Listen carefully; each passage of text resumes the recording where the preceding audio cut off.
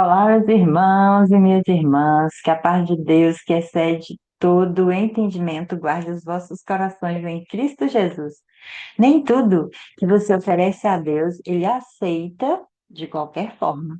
E se a forma que você tem vivido a sua fé estiver desalinhada, mesmo fazendo as coisas tudo, tudo que o nosso coração anseia, pensa, deseja, ou constrói, né? Às vezes ele está no caminho certo, mas às vezes usamos também a palavra errada. Nesse capítulo, que é o capítulo 7 de Levítico, continua aqui os detalhes das leis sobre as ofertas, e especialmente a oferta pela culpa e a oferta pela comunhão. Que Deus traz a Moisés algo muito claro. Existe uma maneira correta de se relacionar com ele, e isso envolve não apenas a intenção, mas talvez a postura, o respeito, a obediência, tudo isso junto, todos esses ingredientes. E nesse contexto, Deus estava ensinando o povo de Israel a viver em ordem, reverência, consciência espiritual. Eles não podiam fazer simplesmente do jeito deles. Havia princípios, havia limites e havia direcionamento. Espero que já esteja com a sua Bíblia, seu caderno, para que você possa anotar seus aprendizados. E vamos à nossa leitura. Levítico capítulo 7. São estas as leis a respeito da oferta para tirar as culpas das pessoas. Essa oferta é muito sagrada. Neste sacrifício, o animal será morto no lado norte do altar, no lugar onde se matam os animais que são queimados. O sangue será borrifado nos quatro lados do altar. Toda a gordura do animal será queimada em sacrifício a Deus. Serão queimados também o rabo, a gordura que cobre os miúdos, os dois rins, a gordura que os cobre e a melhor parte do fígado. O sacerdote queimará tudo isso no altar como oferta de alimento a Deus, o Senhor. Essa é a oferta para tirar as culpas. E todo homem que seja de uma família de sacerdotes poderá comer dela. Deverá ser comida num lugar sagrado, pois é uma oferta muito sagrada. A lei da oferta para tirar pecados e da oferta para tirar culpas é a mesma. A carne do animal pertence ao sacerdote que oferece o sacrifício para conseguir o perdão dos pecados. Então, antes de oferecer um animal que vai ser completamente queimado, o sacerdote tirará o couro que será seu. Todas as ofertas de cereais assadas no forno, na frigideira ou na grelha são do sacerdote que as oferece a Deus.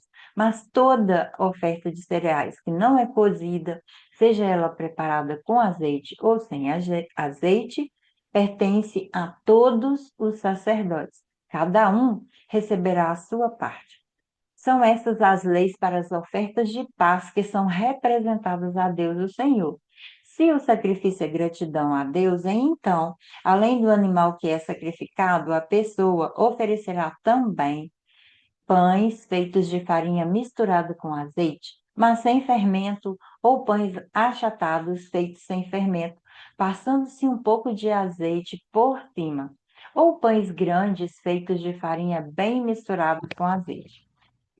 Além disso, com essa oferta de paz feita para agradar a Deus, a pessoa oferecerá pão feito com fermento.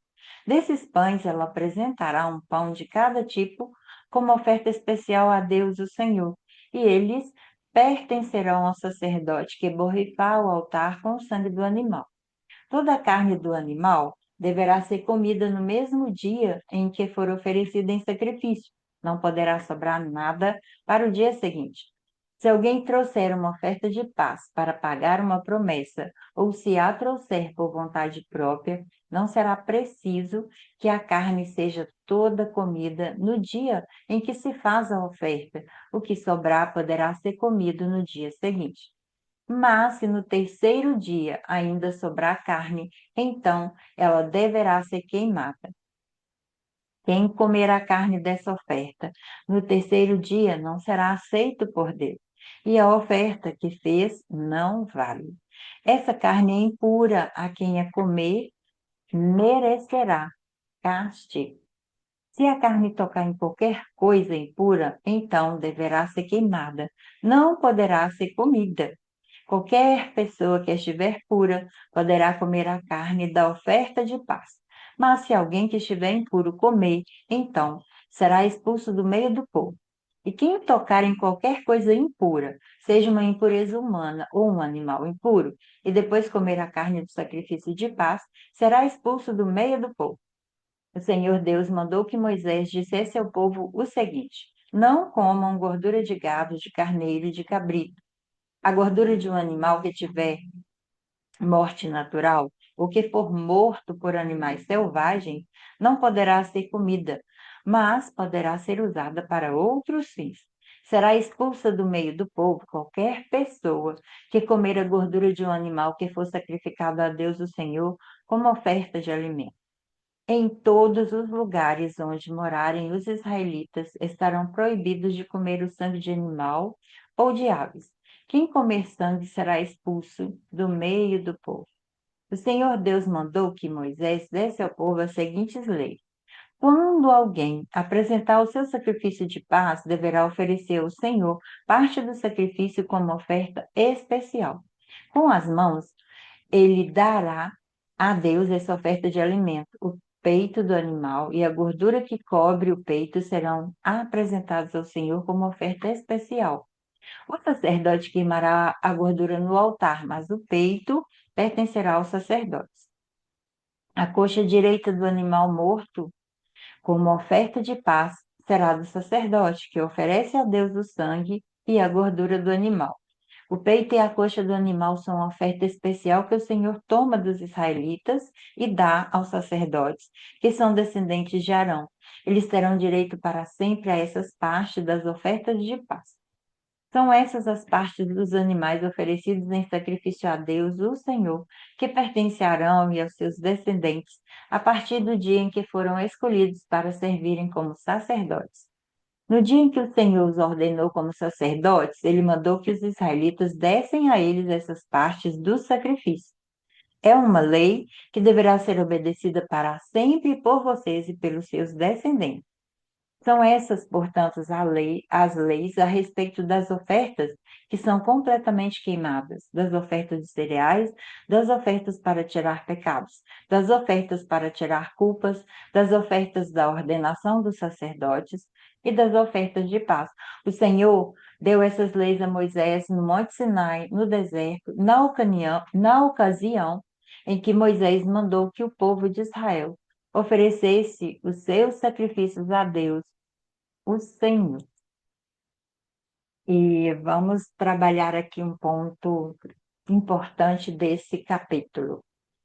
É que aquilo que pode e aquilo que não pode ser consumido. O tempo certo, quem pode participar, tudo isso está nesse contexto. Isso mostra que Deus valoriza limites e algumas vezes nós, como seres humanos, ignoramos esses pontos. E os principais temas aqui continua sendo a responsabilidade espiritual, porque não é só fazer, é fazer da forma correta. E nesse lugar também tem limite do que se é permitido, do que não se é, porque isso traz proteção. E Deus está trazendo aqui uma consciência ao povo, porque ele se importa com os detalhes. Ele se importa com a santidade do povo, do viver diário, porque essa santidade é aquilo que eu vou praticar todos os dias. E isso envolve disciplina.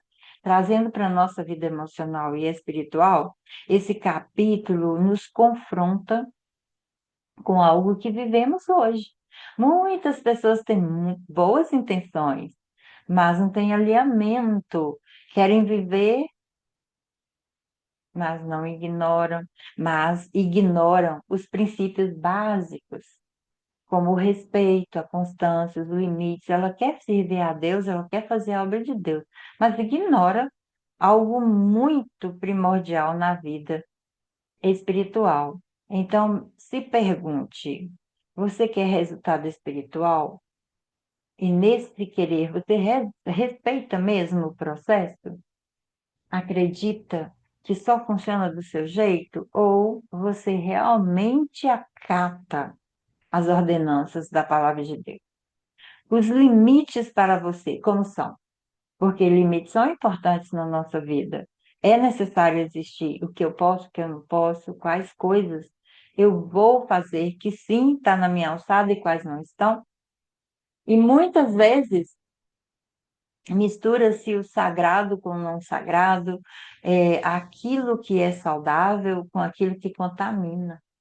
E Levítico está nos mostrando que Deus não rejeita um coração que é sincero, que trabalha, que se guia pelas orientações da palavra, mas ele também não ignora um coração que não tem alinhamento com a palavra. Então, o que que eu poderia colocar como prática para a nossa vida? É respeitar os nossos limites emocionais e espirituais, ser disciplinado na caminhada com Deus. E entender que dizer não muitas vezes é necessário para que eu não me afaste do meu propósito. É valorizar os detalhes na vida espiritual. E aqui eu deixo uma pergunta: você tem vivido com Deus do seu jeito ou do jeito que transforma? Uma vida alinhada vale muito mais do que uma vida apenas bem intencionada. E na sua vida só tem boas intenções? Ou você realmente está alinhado com a palavra de Deus? E esse texto traga esse lugar de nós pararmos para analisar. Tanto eu quanto você precisamos analisar como está o nosso contexto, o nosso viver diário, como é nosso caminhar, como é desenvolver esse lugar de fazer a obra. Que o Senhor possa te abençoar. E até o nosso próximo momento de leitura bíblica.